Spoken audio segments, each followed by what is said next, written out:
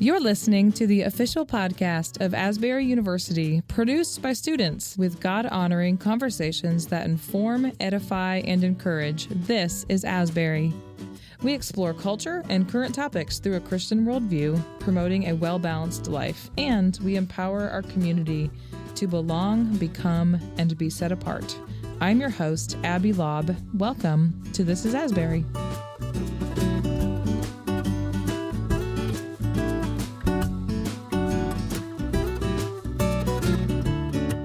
Well, welcome to This is Asbury, Professor Dan Lewis, a.k.a. Padre Dan. Or Dr. Dan in the classroom. Dr. Dan. Or Honey to my wife. Right. Or BB to our grandson. So There you go. lots of identities. Welcome. Tell us what you do here at Asbury. Well, I have the privilege of being a part of the Dayton School of Business, which is celebrating its 10th anniversary as a business school this year. But my life is a kind of three-ring circus. I'm an Anglican priest at Wilmore Anglican Church as a volunteer. I work full-time for a foundation out of a for-profit company that invests in Asbury as one of the missions and ministries that their foundation invests in.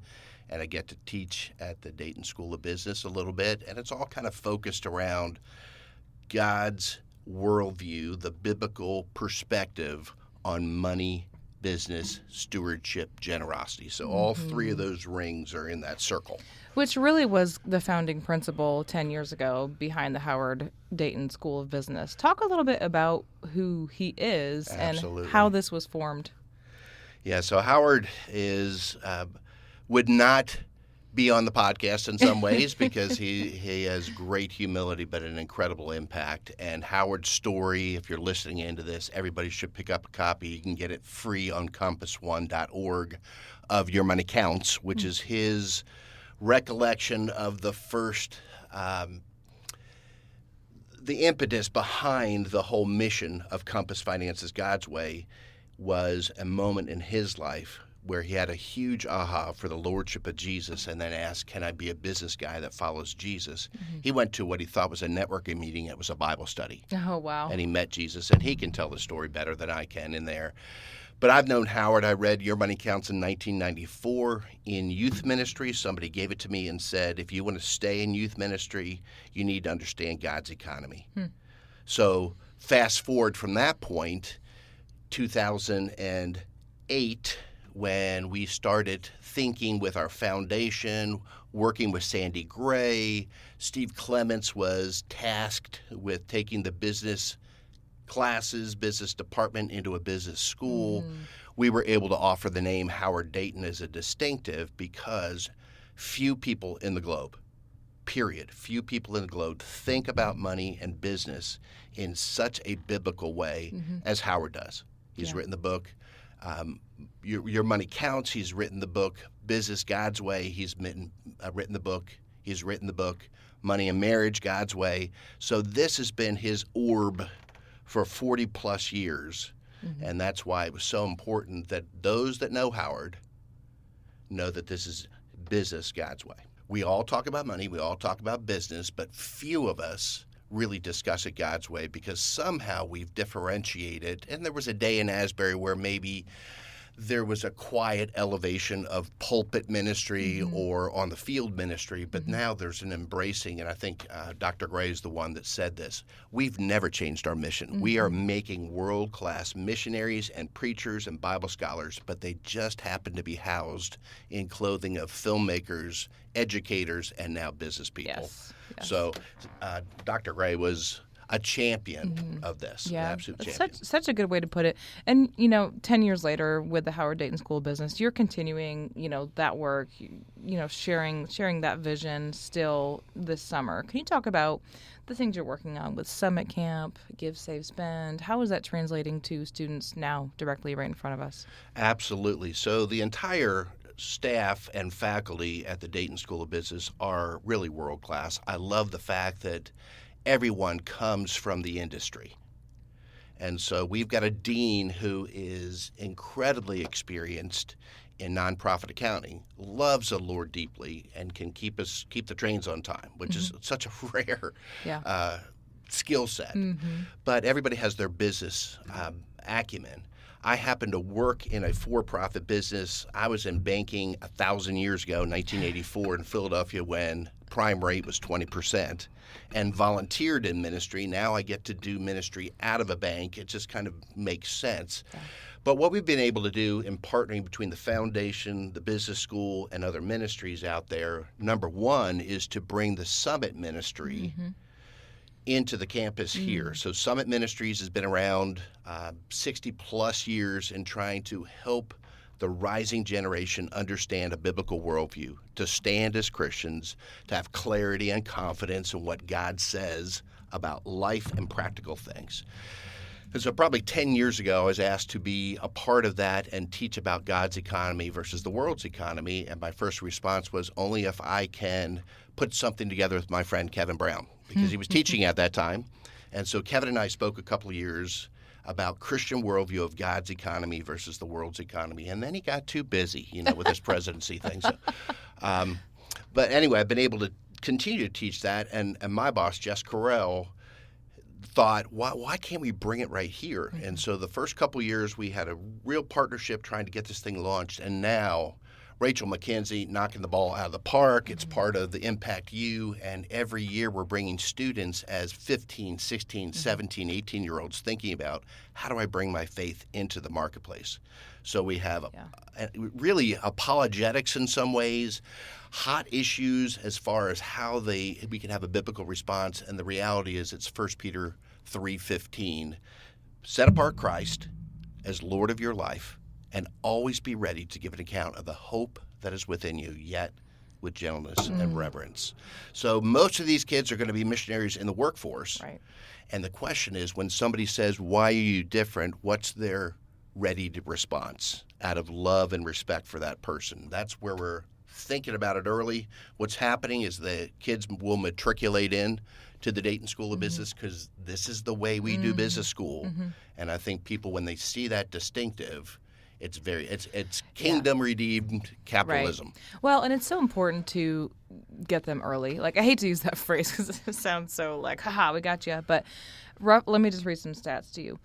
So roughly 1/3 of Americans aged 18 to 29 regularly get their news from TikTok, according to the Pew Research. 1/3, and it's probably higher now. So in light of that stat, that's pretty terrifying. Another stat I want to read to you is, according to Gallup Research, Gen Z adults are notably less likely to identify as Christians. It's less and less by the year. We all know this. And then another one recently as well, Gallup released, I think it's about 7.6% of U.S. adults now identify as lesbian, gay, bisexual, transgender, or queer, or some other sexual orientation besides heterosexual. So all these stats that we're seeing, they're all, again, depending on your worldview, could be problematic, are problematic.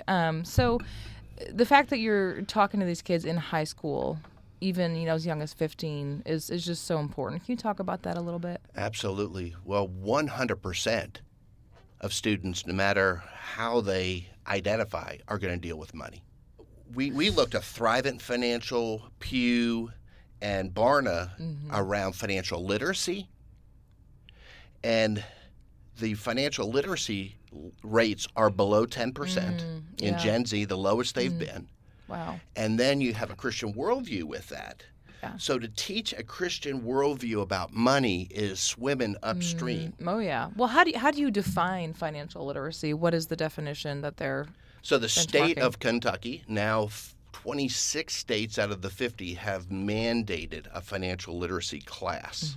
Which we have, Give, Save, Spend. Well, and in the state of Kentucky, for high schoolers, it can be anything. Okay. That is and we'll talk about how God opened a great door here. But the bottom line is, do kids know how money works, terminology, and the macro system of economy? And even though it may be taught in school practically, we don't have checks anymore. Everything's a swipe. Everything is a touch your phone. Yeah. And so we're distanced from the actual transaction. Right. We're even further distanced from the science of economy. And economics, by the way, here's a little Greek lesson, comes from oikonomia. And oikonomia is an Old Testament word obviously in the Hebrew, but moved into the Greek of a household manager. So the bottom line is we all do economics, and Christians really get that because it's God's house. It's his stuff, and we get to manage it.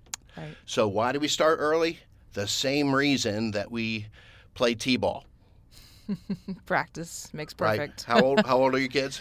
11 and 9. Okay, so they have already started doing things. Music, you start early. Language, you start early. Baseball, that's why we had Little League came out with Stoltz after they had major leagues. Then they went to college league or minor leagues, then college leagues, then high school, then finally Little League, because they realized that even in sports, we have to start early. Right. Well, and even, parents, as if you're a Christian parent, it's so important just to talk about your finances, not in a way that's like making your kids paranoid but like, here's why we're not doing XYZ, or here's why we are doing XYZ. It's because this. Like, kids are going to, the older I get, the more I've just learned, like, kids are going to fill in the blanks in their mind with something. So you want to tell them your thought process and tell them why you're doing certain things rather than making them guess and fill in the blanks. Sure. Students. Somebody once said about emerging leaders, and I hate to say extended adolescence, that gives them permission to stay. They need to move. Right. But emerging leaders ask all the right questions. They're just asking all the wrong people. So this generation is really allowing, I'm finding, I've been in this space now for 40 years with college students, and really finding Gen Z embracing shepherding, embracing mentoring. The sad part is that they're begging for mentoring when, look at the model of Jesus, he selected his mentees. Nobody came to Jesus saying, mentor me. And so I really challenged the 60-somethings, and what we've been able to do over the last couple of years is embed this mentoring in the Give, Save, and Spend class. Right. It is so formational and so fun because it's all hands on deck. We need the 60-something that has made it to grandparenthood talking about their struggles and what it was like in the 2007 downturn, what it was like in 1974, the gas crisis. Right, yeah. And back when inflation isn't new and stock market downturns are not new, but sometimes we lose our history. So mentoring is important.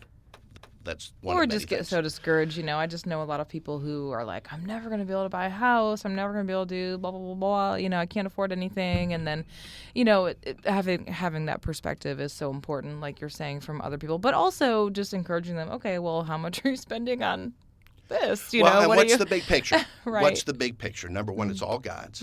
We're called to be content. God will supply all of our needs. So Maslow, right? It's needs, not wants. And can I be content with what I have? And what am I called to do? Give. I'm called to share. Yeah. So we teach our kids that. So why don't we do that as adults? What's happened right now is we have allowed, and this is bipartisan, but we have allowed our government, I won't let kids say the government gives it too much power. We've allowed our government to spend our dollars in a way to take care of the poor, and this goes back to the 1930 election, by the way, and usurp the blessing of the church. Yep. We get the opportunity. It's better to give than receive in God's economy. Right. So we reframe the whole thing. It's God's. Everything we have is from Him. We get to be a part of restoring all things and sharing what we have beyond what we quote unquote need. Right. And we live in a culture whose health is measured on consumer confidence, which means buy, right? Right. If it were measured on savings or is measured on giving, that would be a different metrics. Right. So what we're finding in the numbers right now, and this is give or take plus or minus a little bit, but the majority of Americans don't have $1,000 saved up to replace 4 tires with cash. Yeah. The majority of Americans don't have $10,000 for retirement. The majority of Americans live beyond their means, meaning they're into credit card debt, some to the point average is $8,500 of commercial credit. We're not talking cars and student loans. Stuff. Average student loan is $29,000 or $30,000 for an average student. There is no such thing as loan forgiveness. It's loan transference. Somebody has to pay. Yeah. And the average American does not have a good perspective on how the economy works if it were just contained to, us managing money. So it's biggest room in my house is the room for improvement. So we got a big room here. We have an opportunity, and let's start them young. I love that. Well, so you're doing that in the classrooms. So let's talk a little bit about Give, Save, Spend, Sure. and what you're working on, because I know that is going into high schools. Is that Sure. correct? Talk about that. Yeah, big idea. So for the last 12 years, I've been teaching the Give, Save, and Spend Personal Finances God's Way based off of Howard Dayton's content and the curriculum that Compass has. It's been well attended. So here's the way that we're seeing it, that we can offer it to every student because we have this wonderful dual enrollment program here. Mm-hmm. We have a great platform, LMS, with Discovery. Okay. We had an opportunity a couple years ago to do a beta test and experiment. So I got to go out and rethink this entire offering to what it would look like if it was an enclosed system, which they call asynchronous. Yeah. So if it was an experience. So I like baseball. We put it on the baseball field, 4 modules. The whole idea is to get safely home where we hear, well done, good and faithful servant. Did 31 videos on the baseball diamond, and then break each module into lessons where students can proceed and progress and have very practical yet very biblical perspective. So total integration. So we've done our beta test the last full year. We're integrating everything onto Discovery this summer, and this fall we have close to 80 students signed up. High schoolers. High schoolers. Here's the cool thing. A high schooler can take it by choice. It satisfies their entire financial literacy requirement. Mm-hmm. It is a biblical worldview. They can get 3 Asbury credits, and education money from the state of Kentucky for Kentuckians will pay for their credits. That's great. So it's a win-win-win-win-win-win-win. So that's what we're hoping for. What's some of the feedback that you get from people who take that class? What's really fun is I've got a couple students that took the class 12 years ago, and I bump into students. Students will text me and say, I paid off my student loans, or I use that class every day. And they are principles. When I first read the book in 1994, it changed my life. Yeah. What are some of the key principles? Well, let's go back to the basics. It's all God's. Mm-hmm. Everything in the heavens and the earth is yours, O Lord, and this is your kingdom. It's not my kingdom. Number 2, I get to be a part of the great commission. I get to commune with God. I get to oikonomia. I get to manage God's stuff, and it's important that I manage it well. It starts with generosity. It's better to give than receive. That's clinically proven, by the way, medically. Yes. So we start with give generously, then save regularly for emergencies and to be the church, not to be retired. You can't find the word retirement in the Bible, by the way. That's why you said when Sandy stopped. No, she didn't. She's doing something else. Right. She's doing all kinds of kingdom mischief all the time. Yes. Yeah. But she's not necessarily getting paid for it because she managed God's money well, that now she can do all kinds of kingdom damage and it not be on a payroll. So much freedom you have to do that. So that's the savings part, but you're also saved when there's downturns and there's emergencies and there's famines, and we can care for the widow and orphan. It's not all about me and the trailer. And then I spend wisely what's left. That I do have a plan. Eisenhower said planning means everything, plans mean nothing. So budgets are a little constraining, but plans can change. But to think through, does every dollar have a name? And so part of what we do with the students is they have one of the parts of their final is 12 memory verses, because Scripture has a lot to say about money. Do you know how many verses in Scripture talk about money? Oh, I don't. I should. A lot. 2,350 verses. That many. More No than kidding. love, grace, heaven, hell combined. Wow. So 1 out of 8 sermons of Jesus's was on money. Yeah. So why aren't we talking about it? We tend to shy away from it because we have somehow separated capitalism from the kingdom, money from God, and yet they're so, because money reveals my heart. We were warned in the Old Testament to not worship the golden calf, and yet you go to Wall Street. Right. And There's we've got a golden calf. So isn't that ironic? it's been around. It's not ironic. No, it's not. That's true. It is. Look up. Somebody did this recently. Do a Google search, an image search of mammon. Oh, is it a golden calf? It is frightening. That's all I'll say. Wow. So we have these contrasting, who's got my heart? Does money or does God? Well, and that just comes back full circle. We started this conversation kind of off the record, but it all starts with a spiritual. It all starts with your heart. Yep. Everything. So how can you expect kids or adults, for that matter, to use their money wisely when their heart's not in the right place? You can't. It's impossible. And this generation, Howard said in his lifetime, and this is not to get doom and gloom, but he would see an economic downturn, and 2007 wasn't it. So we better be preparing these students after the outpouring. I'll just say many of us older folks started having some dreams, some thoughts, God-directed thoughts for this generation.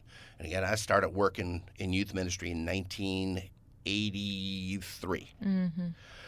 So now this generation, Gen Z, there's less of them, like the Springs of Harad. Yep. But those that are in are all in. So how do we train them up? Yeah.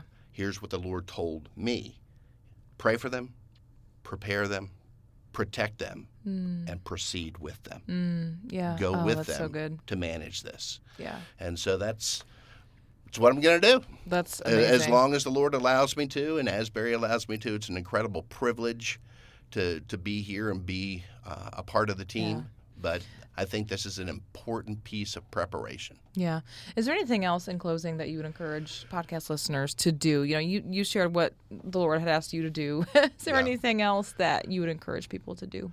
Well, I think for anybody, we're called in God's discipleship economy that we have people pouring into us, we have peers, but we also give ourselves away. The opportunity for mentoring these students, if you're a professional, and a lot of people are here, how can you come alongside of students? I just love every year when we hear the mentoring stories, from both sides of the street. Yeah. They're so encouraged by the students. But the students are like, wow, I had never thought about being an adult or a mom of two. So I think I would challenge everybody for those same things. Pray for students. Yeah. Protect them. Look for ways that we can take the first bullet, a lot of these things, because it's hard in this world. Prepare them, and that's part of the mentoring, and then proceed with them. Be in relationship with this next generation. We may not all be professors, but I think those that call Asbury their heartfelt mission engagement field for the next generation, we all have an opportunity. And whether it's just financial participation in prayer or whether it's actually going alongside a kid. Summit Camp is June 24th to 28th. Anything you want to share about that as we close? Yeah, actually two things for listeners. If you have neighbors, if you have kids in the youth group, if you have grandchildren, if you have children or family members. Everybody knows somebody. Yes, in this 15 to 18 or 19-year-old emerging adults. Yeah. Send them to Summit Camp. It is worth the time and money. It gets an Asbury scholarship unlocked. Yeah. But the other thing, too, look online for Give, Save, and Spend for your rising juniors and seniors. There's still time to sign up. Yeah. Our goal, it's a big, hairy, audacious goal, that in 3 years we have 10,000 students in the course of a year. Throughout Kentucky. Yeah. Throughout the country. Let's go. The whole country needs. So they can take it, I just know with the credits that they have, you can take it and get credit. Correct. Anywhere, for any college. Correct. Go in the portal and see how it translates. Gotcha. And that can help you that way. But 3 college credits if you want it. And some people don't need it for college credit. But it's important stuff. And shepherd people that way to sign up for those 2 things. If you do those 2 things, that's your challenge from this podcast. Yes. Find somebody to sign up for Summit. Somebody to sign up for Give, Save, and Spend. I'm excited for Summit Camp. I'll be here. You have some amazing speakers coming in. Oh, my gosh. Those are great opportunities, Dan. Give, Save, Spend, Summit Camp. I'll be here that week during Summit Camp, probably listening to a lot of your sessions because you have some amazing speakers coming in. And tune in. I mean, have people look, see who's coming. They're authors. They've thought carefully about their topics. Yep. If you go to asbury.edu/Summit Camp, you can find all the information. So thank you so much, Dan. I appreciate you coming in. My joy to be here. It's a great day. Well, thank you so much for joining us for this episode of This is Asbury. To learn more about Asbury University, visit asbury.edu.